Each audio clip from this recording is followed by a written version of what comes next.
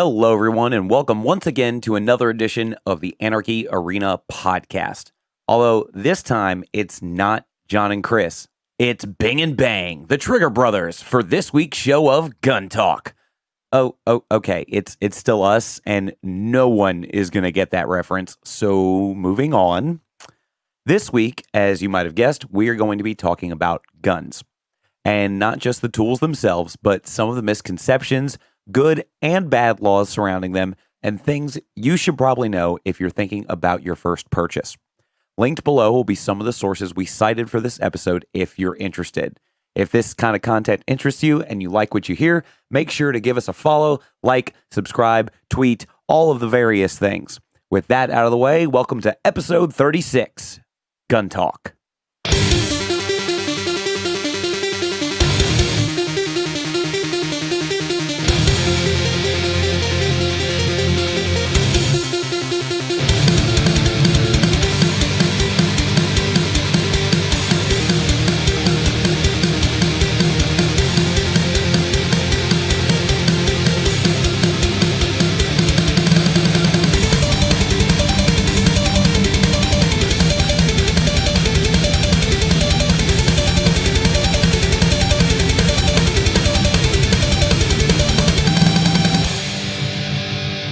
All right, everybody, welcome back to the Anarchy Arena podcast. Of course, I'm John the Joker, and today it's just going to be me and Chris, aka the Metal Barrett. Chris, how you doing today? Hello, everybody. I'm doing well. It's been a week. It's been a week. It sure as shit has.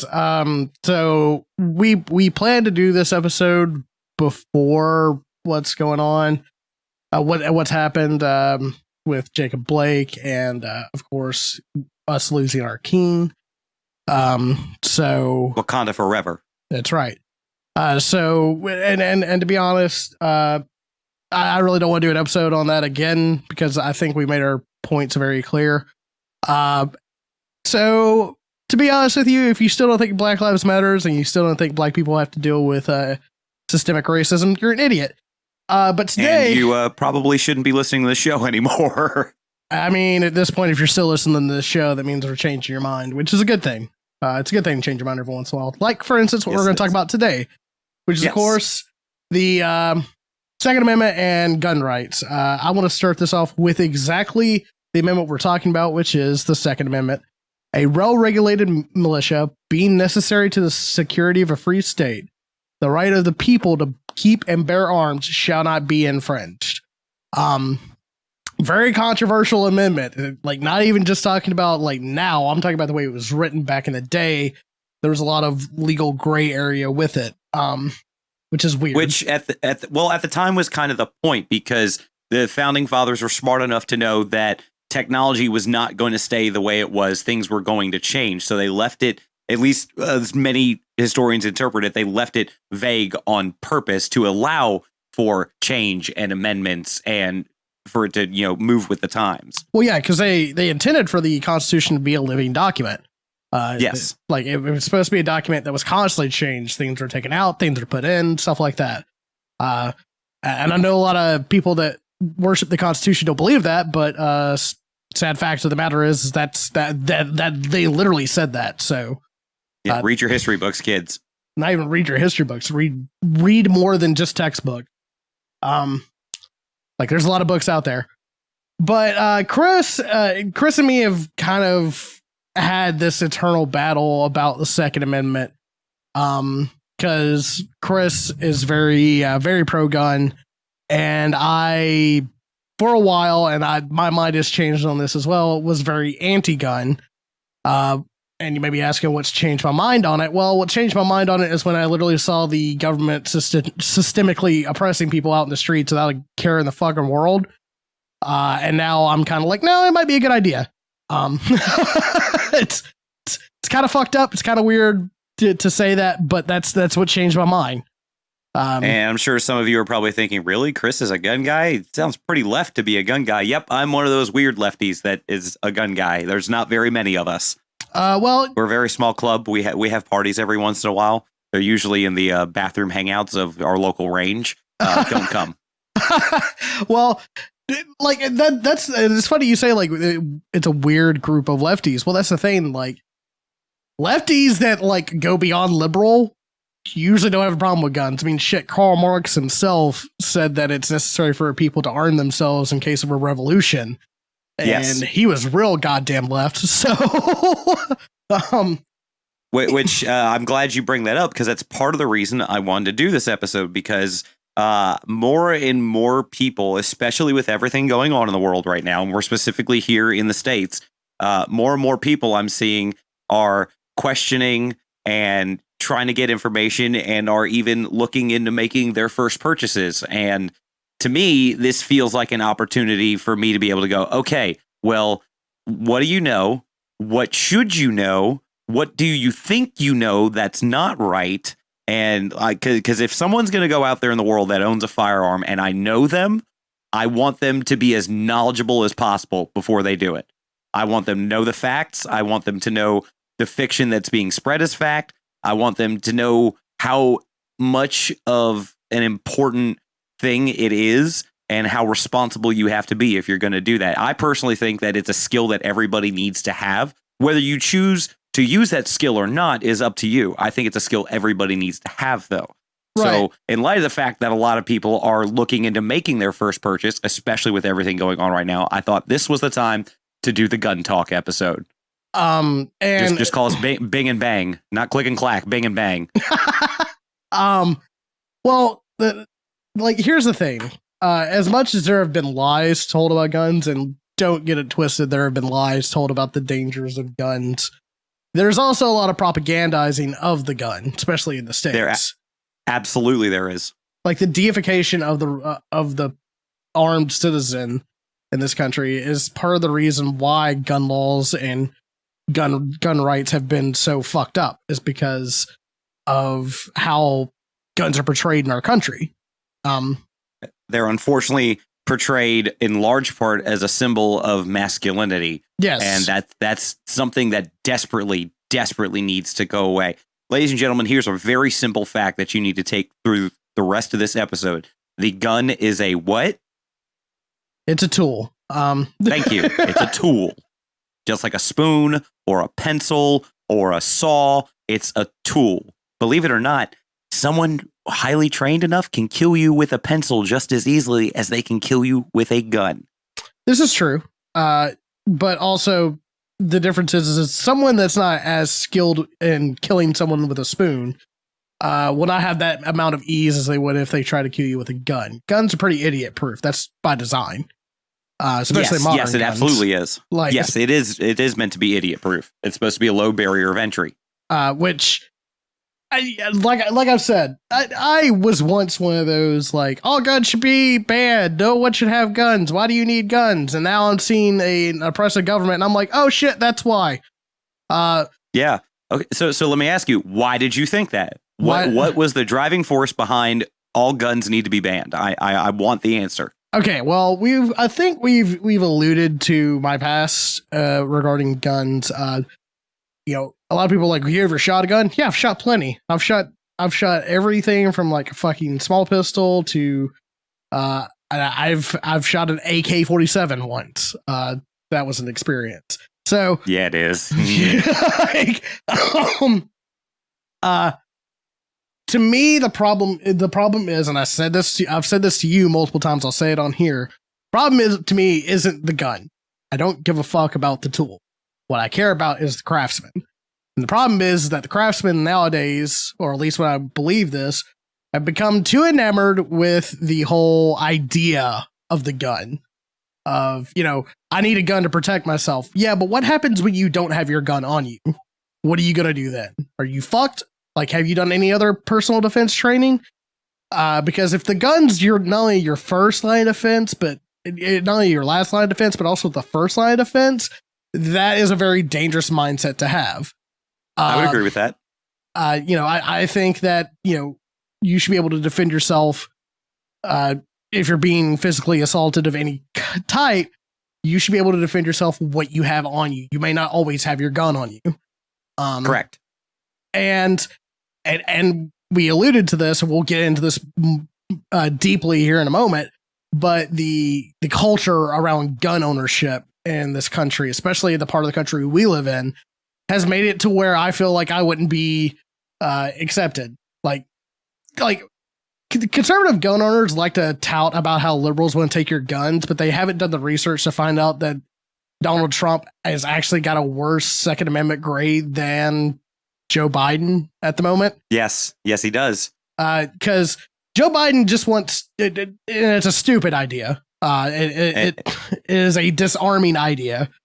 Yeah, he wants to reinstitute an assault weapons ban. And ladies and gentlemen, this is one of the few times I have a whole page of notes here. And believe me, we're going to get into why that's a bad idea. And some of you are going, wait, that's a bad idea? Yes, it is a bad idea, but we'll get to that in a little bit. But at least he wants to go through the courts and try to do it legally. Donnie doesn't want to do that. Donnie wants to take your guns first and do process very far distant second. Because that's what fascists do. There's another one for you guys. Yep. In case you didn't hear that in the back, Donald Trump is a fucking fascist. Yeah. I'm seriously waiting for him to grow a tiny black mustache. Well, like this election is either the next election we have is either going to be one we had just another in a long line of every 4 years, or it's going to be the last one we have for decades. You take your pick. Yep. And that's not me fear mongering. That's literally in the playbook of fascism. Yep. Matter of fact, I went out shooting this past weekend with a buddy of mine, a rather conservative buddy of mine. And if there was one thing we could both agree on, it's this. One way or another, doesn't matter which side of the argument you're on, one way or another, come November, shit's going down. Yeah. It's just a question of which direction it's going in the downward direction. Yeah. It's about to get really, really, really, really, really, really interesting. It's already been a very interesting 2020, and I say interesting with a tinge of sarcasm. Yeah, no joke. And coming in the next couple of months, it's gonna be very it's gonna be historic, to say the very least. I mean, shit, this year's already been really goddamn historic. It's gonna get worse. And most of it not in a good way. Yeah, no, it's. But we're kind of rambling here. But yeah, no, like I want. This is the reason why I was against guns, is because the people that had them were the people I didn't want to have them. Like the people that were using those guns to prepare themselves for some fucking civil war that's never going to happen, or some race war that they keep trying to make fucking happen and that's never going to happen, or that same group of guys that had their guns, to stand back against the government, and then when shit started going down, where are they, everybody? Oh, they're standing with the government. That's the thing. Yeah. Like they're fine with oppression for you. Oh, they're fine with oppression so long as they get to be the oppressors. That's exactly the thing. That's what the bulk of the 2A'ers or the gun nutters, if you will, do is we want to stand against the tyrannical government unless we agree with that government, and then we want to stand with them. And it's like, guys, if a lack of freedom anywhere is a danger to freedom everywhere. And people are slowly but surely having their rights taken away, and you guys are standing with the oppressors. You're literally the embodiment of why the Second Amendment was written in the first place. Exactly. And I want to make a distinction here between the gun nut and the crazy gun nut. Here's the big distinction. Both of them are probably going to have a house full of firearms. Both of them are going to have all manner of firearms that you could possibly think of, from the tiniest tiny to the biggest big. The difference is the gun nut will tell you every fact and where it was put together and what its original use case was for in the first manufacturer, whereas the crazy gun nut is, this one's for shooting people this size, this one's for shooting people that size, this one's for shooting deer, this one's for shooting big motherfuckers, and this one's for shooting people I don't like. That's the difference. Okay, better example. Okay, a gun nut is someone like Keanu Reeves. An insane gun nut is someone like Joe Exotic. Yes, that is a much more apropos example for 2020. There's so much misinformation out there in the world about the gun and about the laws involving the gun. So let's break some of this down real quick, everybody. First of all, the big one that I hear, and you used to say this too until I educated you a little bit on it. Well, the big one a lot of people get on is, well, as far as gun control goes, is, well, we need to close the gun show loophole. We need to close the gun show loophole. Hey, guys, there's no such thing. For some reason, there seems to be this common misconception that when you go to a gun show, that you can purchase a firearm without a background check. Let me clarify something for you. Unless you live in a state that does not require you to go through an FFL, a Federal Firearms License Service, for a private sale, all gun purchases go through a background check of some kind. Yeah. End of discussion right there. Every single one, unless you live in a state that doesn't require private sales go through an FFL. Like, for instance, Tennessee doesn't require that private sales go through an FFL. So in that case, there is no background check. In every single other case, there is, bar none, without exception. Yeah, well, and the other part of it is, and this is the part I still hold on to, is like, yeah, but you're implying that everybody does it the legal way. I'm going to tell you right now, my white trash ass, no. Like, some people just buy guns. Like, you're absolutely right. That is if you're going to do it the legal way. Yeah. Here's the second misconception, is that banning certain types or all types or just the gun in general is going to decrease gun violence. Let me let you in on a little fact, everybody. If, let's say, I'm going to go commit a crime, and I know that having a gun is going to make committing that crime easier, I've already committed, no pun intended, I've already committed to committing that crime. I've already committed in my brain that I need a gun for that crime. Do you really think a law is going to stop me when my aim is to commit a crime to begin with? No. A bad guy who wants a gun will find a way to get a gun. You cannot legislate a mindset. Well, and that has to be a cultural change. Right. But playing a little bit of devil's advocate here, making something illegal makes it more difficult to get your hands on. Like, for instance, yes and no. For instance, drugs. If I want to go get like a fucking 8-ball of Coke, I need to know somebody in order to get that 8-ball of Coke. I mean, I can ask around for people. I can say, hey, do you know where I can get some Coke or anything like that? And it'll lengthen that process like the background check does. And then I eventually find whatever I need. Now, do I think that, excuse me, do I think that, it's a, like, are people just going to go to the black market and get a gun? It's like, maybe, more than likely, but most of the time they don't have to go to the fucking black market. As it stands right now, no, they don't. Yeah. But if you create the need for a black market will arise. Oh, I'm talking about just flat out purchasing a gun. Like, you don't, like, most people that have access to guns have access to a lot of guns, especially in America. Yes, that's the reason why this isn't going to work. Like, if you ban the purchase of the guns, it doesn't matter if the guns are already there. And that's another misconception that I wanted to touch on. A lot of people like to say, oh, well, country X did this and country Y did that. Why can't we? Here's very simple. This is from the Small Arms Survey of 2018. For every 100 people in this country, there are 120.5 guns. We have more guns than we do people. That's why what you hear happened in Britain and Australia will not work in the United States. There are simply too many out there. And if they are banned outright, there will become an underground trade. Yeah. People will be like, well, I'm not getting any more, but I can use some more money right now. Let me sell off these ones I don't use. Case in point. And they're not going to be real choosy about who they sell to. No. Some people won't be real choosy. Case in point, look at Prohibition. We outlawed the sell and manufacture of alcohol, and people were real confused by that because they're like, wait, y'all banned it? Like, oh, well, tough shit. Not to mention lots of local small-time police departments were actually making money off of runners and whatnot during Prohibition. If y'all don't think that'll happen if there's a gun prohibition, you need your brain checked. Yeah, you need to come to the South once. Just once for 5 minutes. Yeah. Just go to a small southern town to figure out how corrupt a police force can be. Yep. But yeah, like I was sorry. We keep running into fine. each other, but I know. but I was gonna say, like, you know, like those are some big myths that are easily busted. Yes. Like they come from a place I understand. Like I said, I used to be on that side.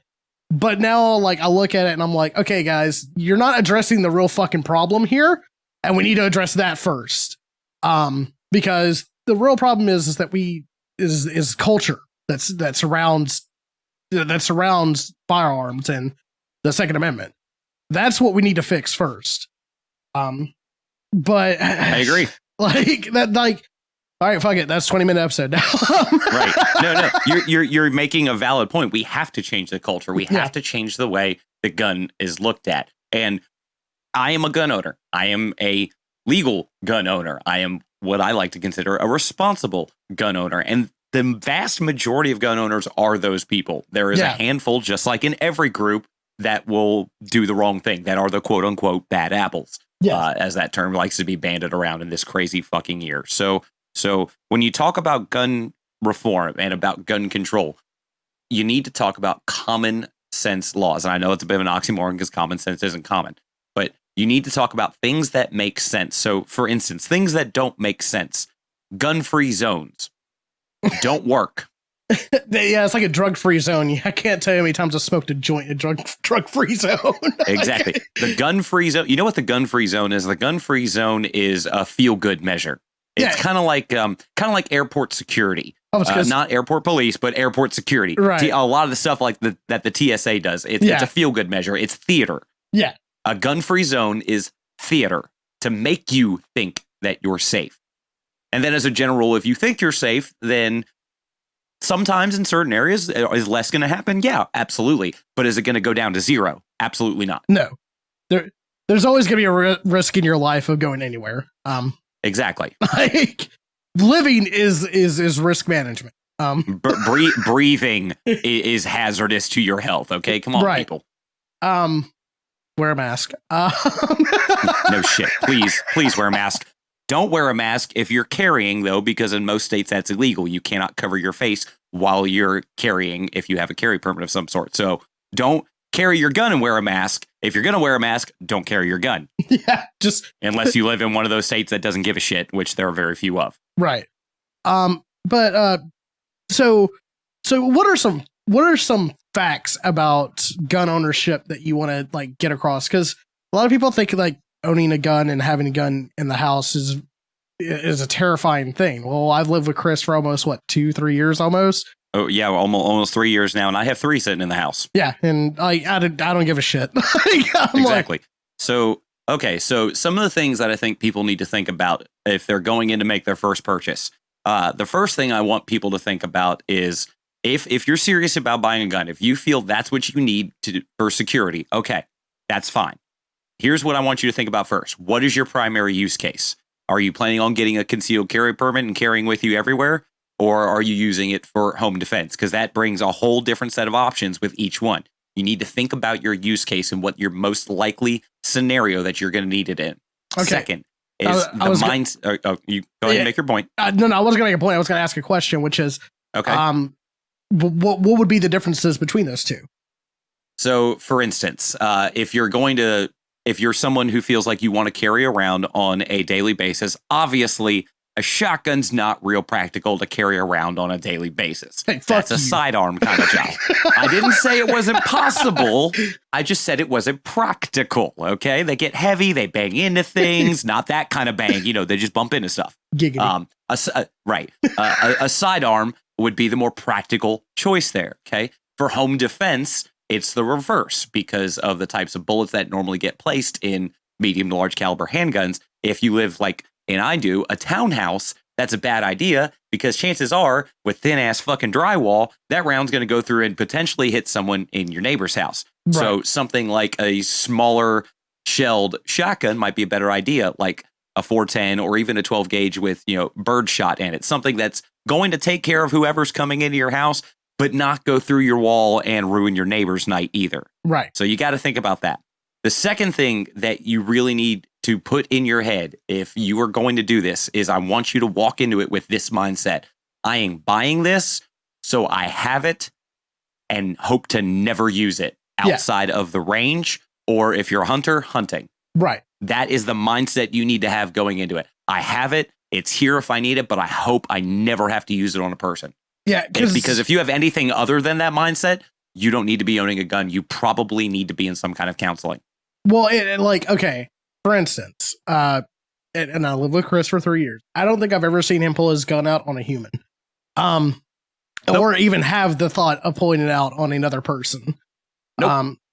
There are a lot of people that get these guns and then walk into stores like Billy Badass, see someone walk out with like fucking, like a pair of underwear, and chase the person out of the store with guns ablazing. Right. That's stupid. That is dangerous. And if you, it's illegal, and it's illegal. So if you think that that's why you need a gun so you can stop crime, you're not Batman, you're not the Punisher. Stop fucking cosplaying, and maybe do like a little bit of internal counseling.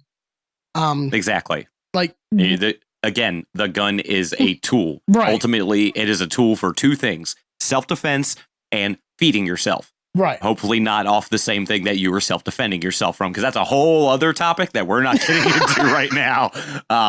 That's ultimately what it's there for. Yeah. I can't wait for the cannibalism episode.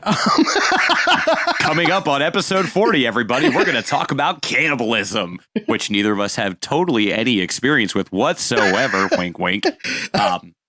But yeah, those are the mindsets that I want people to walk into it with. And again, like I said at the beginning, if you think that this is something you need, then okay, make the right steps, do the right research, look at what's right for you, look at cost, look at your living situation, look at whether or not you plan to carry on a daily basis, look at the laws in your state. Does your state allow you to carry in your vehicle without a permit? Where do you need a permit? Where can you carry? Where can't you carry? Right. What are your state laws if somebody breaks into your house? All of these things are things you need to be looking at before you ever even start scrolling through okay, let's find one to buy. At least in my opinion, those are the things you need to think about before you even start looking at, breaking it down to which weapon you're going to purchase. Yeah. Like, I have depression and I have very manic episodes when I reach my lowest points. So that's probably the reason why I never want to own a gun myself. I don't trust myself not to even have the thought of it. So, I mean, like it's a fucked up situation, but I know what my mental health is, and I don't want to jeopardize my health and, my friends and family that by me having easy access to it. So and I know some of you are thinking, well, Chris is right across the hall from him. That's pretty easy access. It's not quite as easy as you think, because there's another thing you need to think about when you own a gun. How are you storing it? Yeah. I don't know where the fuck Chris has his guns at any given moment. That's part of it. Yeah. You and anybody you trust in your house should be the only people that know where it is and how to unlock it if you choose to have it in a safe. Personally, I think everyone needs to have their guns locked up in some way.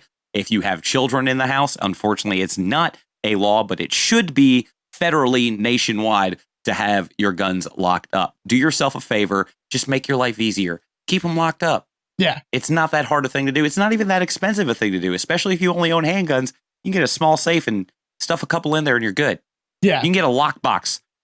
A tiny little lockbox will fit two. If that's all you got, that's all you need. Yeah. You don't need a $2,000 gun cabinet for 2 pistols. Yeah, now, if you've got 5 or 6 or 8 or 12, okay, then yeah, you might need a $2,000 gun cabinet. But at this point, you've already made that investment. So exactly.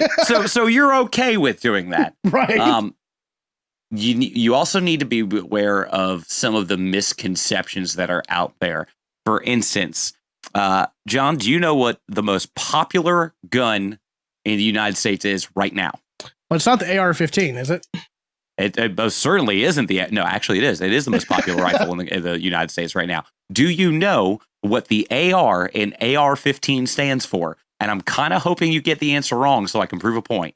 Well, if you'd have asked me before I knew the answer to this question, I would have said assault rifle. But that's not what it stands for. It's for the gun company, which I don't know off the top of my head. It's for the company that originally developed. It's called, the AR stands for Armalite. Armalite Rifle Model 15. That's what it stands for, not assault rifle. Assault rifle is a moniker that was put on by politicians and the media to describe what they saw as a certain type of weapon. Yeah. In reality, quote unquote, assault weapons are not a thing. It's a moniker that's been placed on certain guns. Yeah. So get that out of your head right now. The guns that look tactical. Tactical. Yeah. Copyright Bo, the fifth column. Yeah. Also, we want to thank Bo because a lot of the stuff we're going to say today comes directly from a few of his videos. So, Bo, if you ever hear this, we thank you very much. And we are directly citing you. And I'll make sure that a few of your videos are linked in the various descriptions for this episode because I have used them as sources. Right. Which Bo has his sources in there. And, stealing from one person's plagiarism, stealing from multiple is research. So, exactly. So some other misconceptions that people have is, nobody needs an AR-15. That's a nuanced statement. It depends on what you're doing. If you want to have a small caliber rifle to defend your home that isn't a townhouse, let's say you own 4 or 5 acres and you're worried about someone coming in on your 4 or 5 acres and you want the most effective tool for the job, I might tell you to get an AR because it can hold a decent amount of rounds. It's a good rifle. It'll get the job done. It's relatively easy to maintain and take care of, and the ammo's not fucking expensive. Yeah, it's like what, 9mm, if that? No. It's 223, 223 or 5.56, unless you pay the money for the NATO standard 7.62. So yeah, and let's talk about that for a second because a lot of people don't realize that they see the bullet for an AR-15. I want you to imagine in your head. And this, I'm going to use the wrong term here on purpose. I want everyone who's listening to imagine in their head the machine gun bullet. Okay, close your eyes. I want you to see it in your head. Okay, first of all, an AR is not a machine gun. Secondly, that bullet that goes in the AR-15, it's probably about the size that you're picturing in your head right now, maybe a little bit smaller. That's what's called, as a general rule, on the smaller end of things, that's a 223 caliber. A small bore hunting rifle, the smallest caliber you can get, is a 22 caliber. Do you know what that means? That means that bullet that's in that AR is 0.003 larger than the tiny little 22 caliber that sounds and has recoil and does about as much damage as a BB gun. I can do damage with both. I can take out somebody with both. Yes. But that's literally all. It's 0.003 larger. That's it.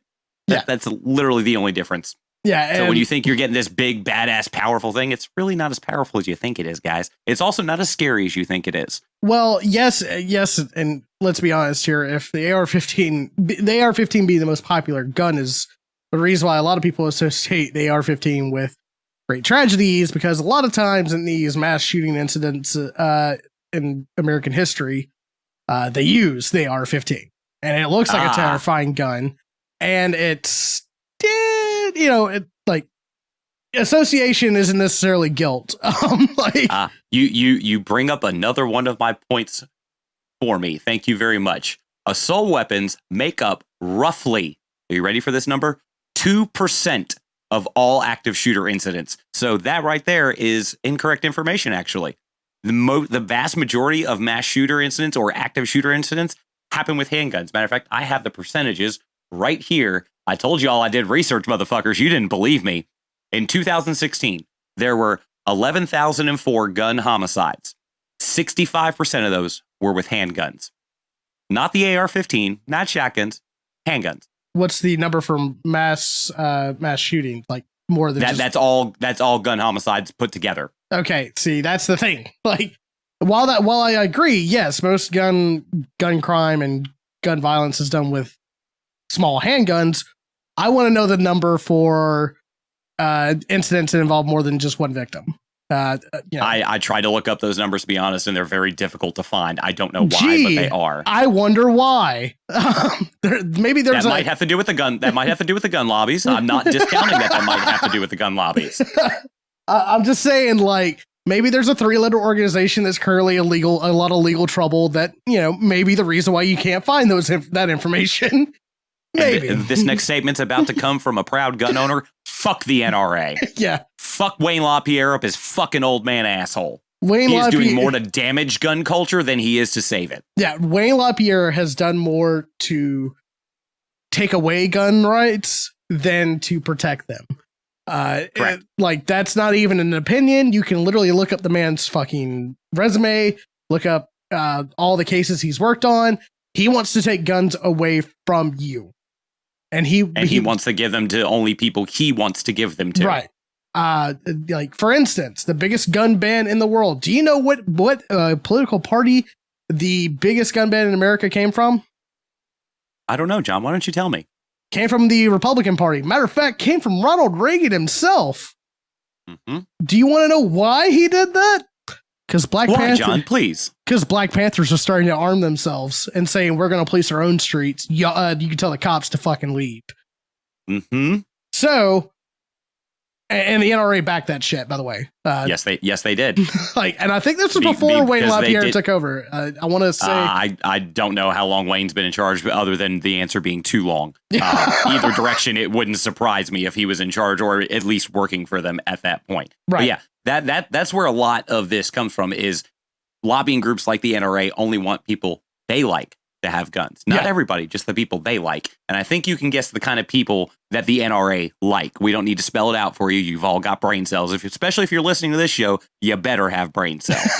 Well, all you gotta do is watch like an hour of programming on NRA TV and take a shot for every time you see a black person. You will be stone cold sober.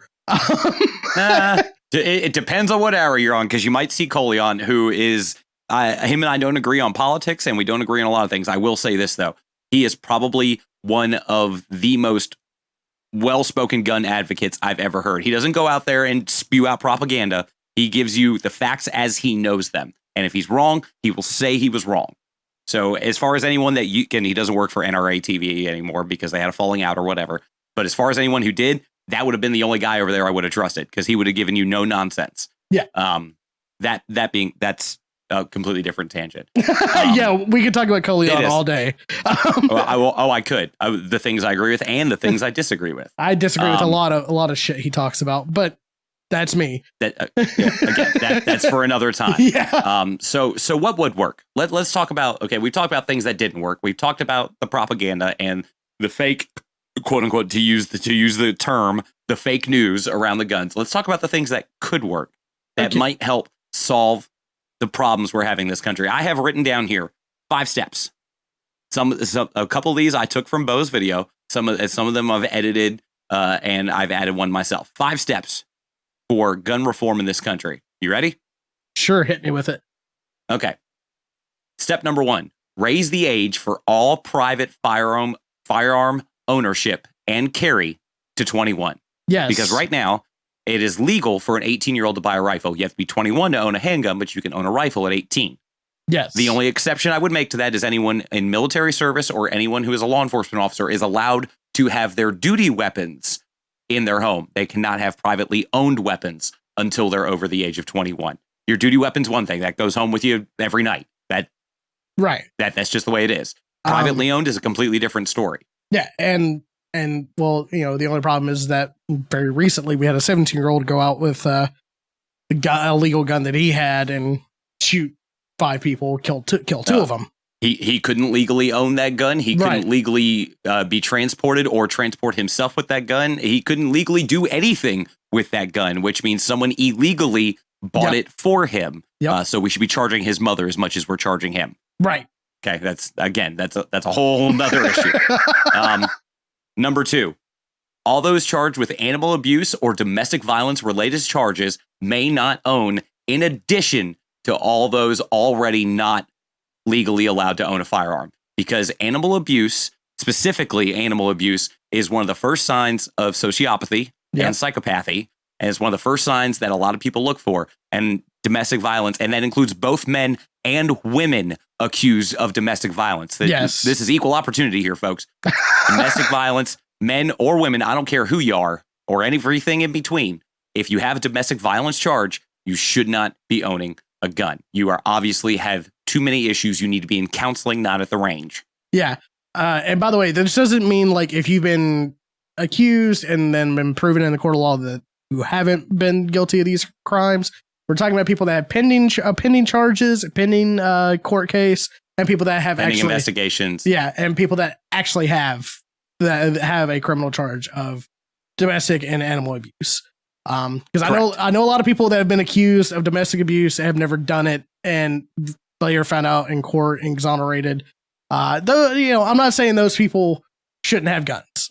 We're saying the people that actively, actively kill animals, actively hurt people. Yeah, maybe they shouldn't have a tool that makes that a lot easier. Bingo. Okay. Point number 3. All weapons must be kept in a locked container when not in use. Now, I know some of you gun guys are going, oh, man, really? But think about it. Is it really that hard a thing to do, guys? Is it really that hard a thing to just lock your guns up when you're not using them? Well, it's not. It's really not. Oh, man, that means you can't have the gun rack on the back of your truck. Yeah, that means you can't have the gun rack on the back of your truck. It should be on the inside of your truck at the very least. And someone asked me, well, how would you enforce that? Well, let's face it. We're not breaking into people's houses and see if their guns are locked up. So the way I say it is this. Treat it like the seatbelt law. No cop is pulling you over. I'm sorry, let me clarify. Very few cops are pulling you over just for you not driving with your seatbelt. They're pulling you over for speeding or reckless, and then they see you not with your seatbelt, and they hit you for that too. Right. So let's say I do something stupid. They come into my house to question or investigate or whatever, and they happen to see I have firearms that aren't locked up. Oh, you're not following this law either. We're going to slap this charge on as well. That's how you enforce that. Right. Very simple. Yeah. Treat it like the seatbelt law. Yeah. And, like people, I can already hear some of the comments we may be getting on this, which is basically like, well, it's my legal right to have a gun underneath my pillow in case somebody breaks in my house. And I'm just like, yeah, sure. Like you can believe that all you want, Hoss. But the problem is when you do that, and let's say someone grabs your gun, like let's say you have a 16-year-old kid who's getting bullied at home, bullied at school, and then goes home and knows exactly where your gun is, and then goes under your pillow, unlocked. Yes. He grabs said gun, goes back to school, and kills 5 people. Is it his fault for killing those people? Of course. But it's also your fault for not being able to distance himself from that option. Yeah, it's also your fault for not teaching him properly. It's your fault for not keeping it safe. It's real simple, guys. It doesn't matter if you have kids in the house or not. Lock up your guns. It's just a smart thing to do. Yeah. That's it. It's just a smart thing to do. I mean, I was going to try to add something to that, but no, like that's the end of it. That's it. Yeah.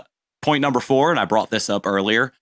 Require all private sales to go through an FFL. Yes. So that means if I've got a gun and John wants to buy it, instead of like it is now in our state where he just hands me money, I hand him gun and it's over. No. Yep. All private sales need to go through an FFL. Well, some people are like, oh, well, I don't want them knowing I have it. Whoa, guys. This isn't a registry. We're not talking about gun registration. We're talking about you going through a federal firearms licensor so you can get a proper background check done and that everything is done above board. That's it. Is it a little inconvenient? Yeah, maybe. Are you going to pay a little bit to the tax man and for the background check? Yeah, you are. But so what? Wouldn't you rather have peace of mind knowing that the guy you're selling a gun to isn't a convicted felon who can't legally own a gun or, didn't get charged with 3 DUIs?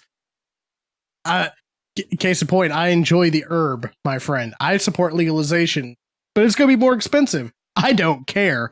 I'd rather buy my stuff from somebody I know is going to be a responsible seller. Because I've bought some from some shady dealers and I felt horrible every fucking time. I'd rather buy it from a guy that's named Todd, or the hell, if it was a black owned place, I'd go there first. And I'd rather pay like an extra $5 to make sure I'm not getting fentanyl on my shit. Yeah. It's simple, guys. You're going to pay a little bit of overhead cost, but in the end, it's going to make everything better for everybody else. Right. Huh. You're going to do something mildly inconveniencing you that's bettering everybody else. God, that almost sounds like the mask thing too, doesn't it? Also, not a big fucking deal. Wear a goddamn mask. Yeah, if I could work in a hot kitchen that's 120 fucking degrees in front of a fucking grill for 8 hours while wearing a mask, you can go into Walmart for 20 minutes wearing Bingo. one. Point number 5, and this one I know I'm going to get some pushback on, and I don't care. Point number 5: any item which makes a semi-automatic weapon, which is the majority of most guns that are on the market today, is a semi-automatic weapon. 1 trigger pull equals 1 bullet. Okay, right. That's the definition of semi-automatic. Any item which makes a semi-automatic weapon have a higher rate of fire goes under a Class 3 license. things like the bump stock or the Digi-Trigger. Okay. Yeah. Some of you are wondering, what's the Class 3 license? Class 3 license is the certification you have to own fully automatic weapons. Yeah. Okay. So I'm not banning these products. By all means, if you want to own one of these products, you have every right to own them. However, you need to apply for a federal Class 3 license to own them, because now you have something that other civilians don't and shouldn't have. Therefore, we need to be aware of you. It's that simple.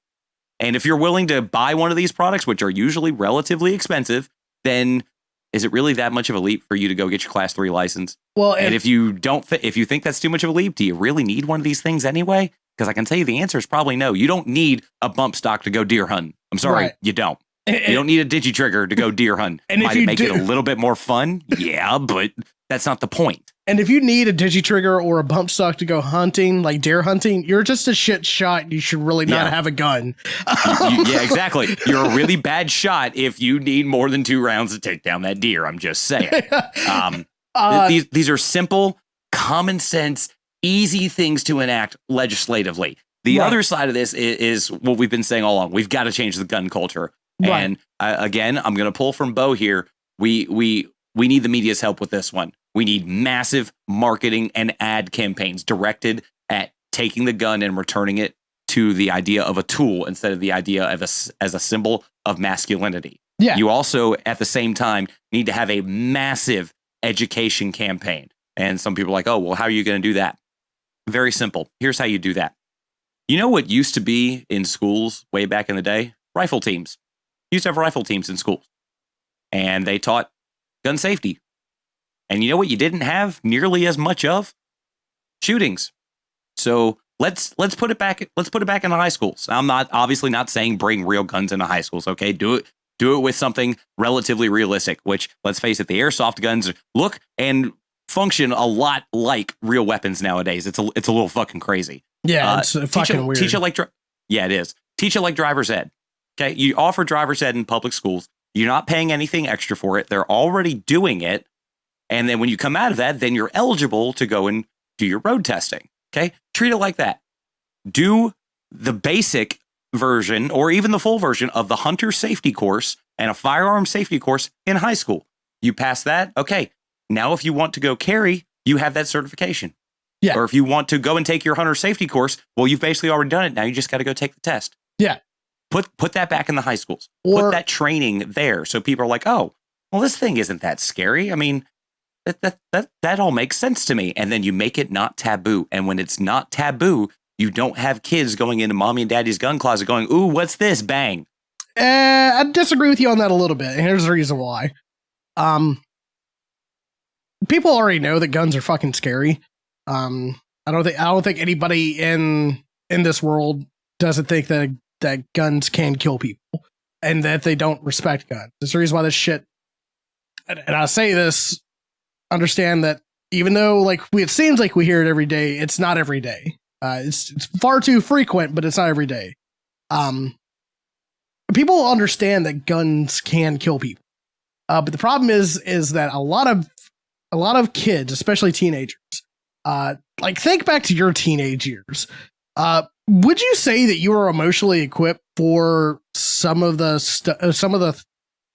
societal burdens that were kind of pressed onto you in high school? Fuck no.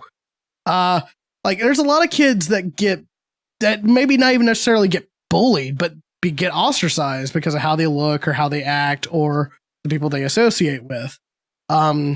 Marilyn Manson, I think, had the best response to somebody asking, the kids at Columbine, they said they listen to your music and listed you as a great influence. What would you do if you met them today? And he said, you know what I would do? I would listen, because that's the problem. Nobody's listening to him. As much as Chris wants education, which I agree with 100%. I think we need to have that elective course for people. I also think that we need to up the amount of child psychologists and early adulthood psychologists in schools, because there's a lot of complicated issues that happen, and kids don't want to tell their parents and they don't want to tell their friends, but they may tell a complete total fucking stranger, like, hey, I've been going through this, and this. and I need someone to talk to because I'm starting to scare myself, or I'm starting to have really violent thoughts. And as much as it'd be cool to have a rifle and hunting safety course, I agree with you on that. I think we also need to address the mental health aspect of a lot of these school shootings and mass shootings, which is it's somebody that has been either picked on their entire life or has been, gassed up to be like, hey man, you're right. You're 100% right. It's a complicated issue, especially when it comes to teenagers. You are 150,000% right on everything you just said, except for one thing. Okay. At the beginning of your rant there, you said guns kill people. Wrong. People kill people. The gun is simply a tool that aids them in doing so. Let me give you guys an example of why I say that. Okay. A lot of you remember the episode that we had my father on. Okay, retired police officer. I'm gonna tell you a little story. This is what he used to do to recruits on the first day of class. Get up to the podium, take his weapon out of the holster, put it on the podium, look at the kid in the front row. Hey, son, would you mind watching that for me? Yes, sir, Sergeant. Do the whole lecture, the introduction, blah, blah, blah, get to the end of the class. You were watching that weapon for me, right? Yes, sir, Sergeant. Did it do anything? No, sir, Sergeant. Exactly. Guns do not kill people. People kill people. And that's where everything else that John just said is absolutely right. We have to address the mental health situation in this country. That's a big problem with the gun culture. So I want everyone to remember that the gun by itself is nothing more than a tool. And you're right. You're right. But the gun helps. Again, that's what a tool does. Yeah. Is can you put a screw into a piece of wood with your hand? Yeah, you can. Is it gonna hurt? And is it gonna suck? Yeah, it will. Will a screwdriver make it easier? Damn straight it will. Right. Same logic applies. Right. And if I said that, I apologize. That's not what I meant. What I meant was the gun aids people in making horrible fucking decisions. I'm actually glad that you said it so I could make that point, though. That's why I let you keep going. So I'm glad you did say it that way so I could make that point, because I really want to drive that home to people. The gun by itself will not do anything to anybody. Okay, I could leave mine sitting in the lock cabinet for the next 20 years. And the only thing that would happen to it, it'd probably stop working. Yeah, that's about it. It'd get rusty. That's about it. Yeah, that's about all that would happen to it, guys. It's not going to get up and grow legs and walk around and start shooting motherfuckers. Yeah, it's not how they work. But that's also kind of being a little bit dishonest with the phrase "guns kill people." Nobody actually believes that a gun's going to walk up and kill someone. No, but the problem is that people have this irrational fear of a gun. They see one, even if someone's not holding it, they see one and they immediately get afraid. Well, why are you afraid? It's just sitting on a table, guys. It's just a tool. It's just like if you set the table with a fork and a knife, it's just sitting there. Yeah, but this is where I bring up the taboo thing. Like I said before, if you have guns in the house and you have kids, the safest thing you can do is teach them young.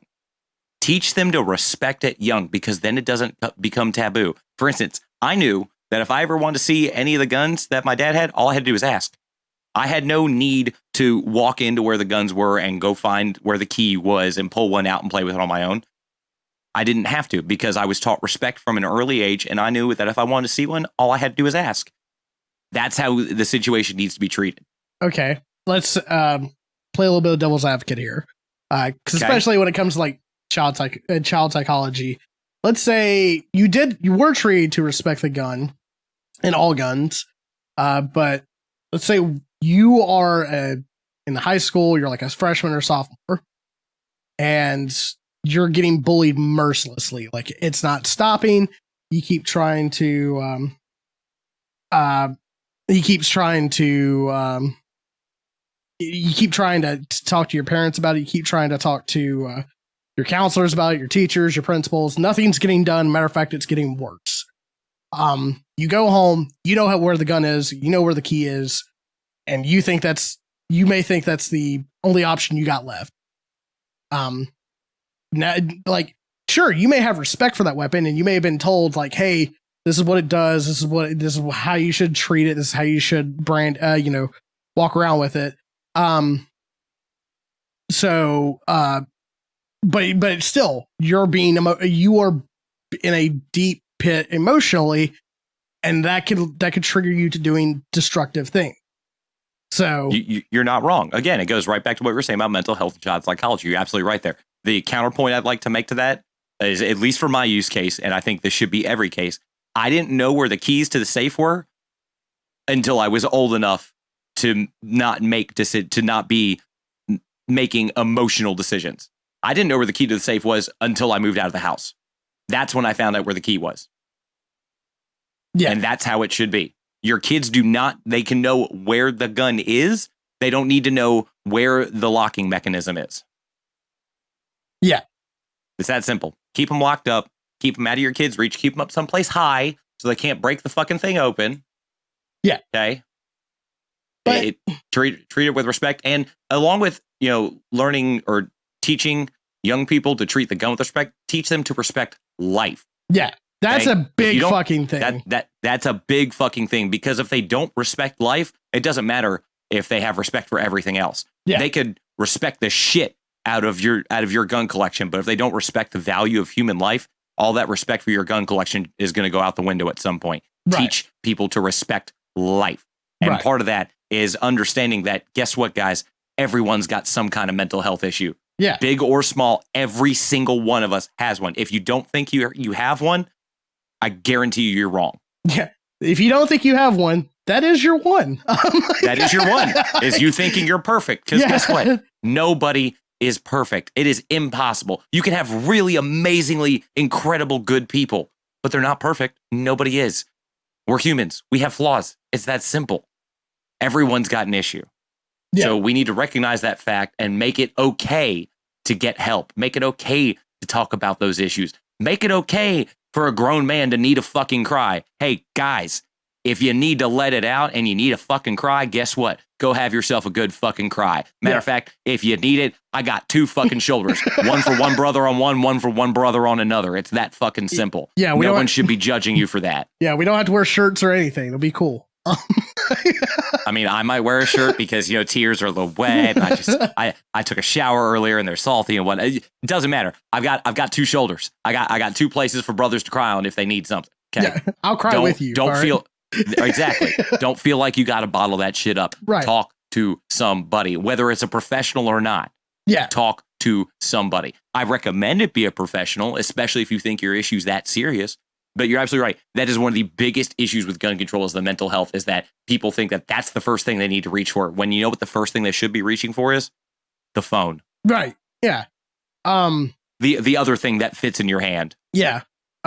That can save lives just as quickly as a gun can. Absolutely. It's and I think we'll end on this, because like this episode was about guns, but it was more about mental health and trying to fix mentality. Owning a gun doesn't make you a big man. It doesn't make you a small man either. It just makes you another person. And I say man, understand that I know that women own guns too, but the majority of the gun culture is very masculine and very male oriented. And yes, it's very male oriented. So that's where I'm coming from. Let's face it, guys. We see very few ads with scantily clad dudes holding rifles. Okay, let's just be honest here. They're few and far between. And God damn it, there's an audience for that. But that's beside the point. There probably is. We are trying to we're not trying to take away. I'm not trying to take away your guns. Matter of fact, if anything, I think we should start. Yeah, I think the left should get over how guns are icky. I think that we need to address the real problem in this country is the fact that mental health is seen as this taboo subject that you're not supposed to talk about, that you're not supposed to, if you're a man, you can't be depressed. You just need to suck it all in, and those emotions you need to hide. No, that's bullshit. You need to talk about it. And if you're having those destructive thoughts, don't drive an hour away to go shoot somebody. That's not what you need to do. Drive an hour to a fucking therapist. We need to as much as we need physical health care in this country, we need mental health care as well. That shit needs to start being covered.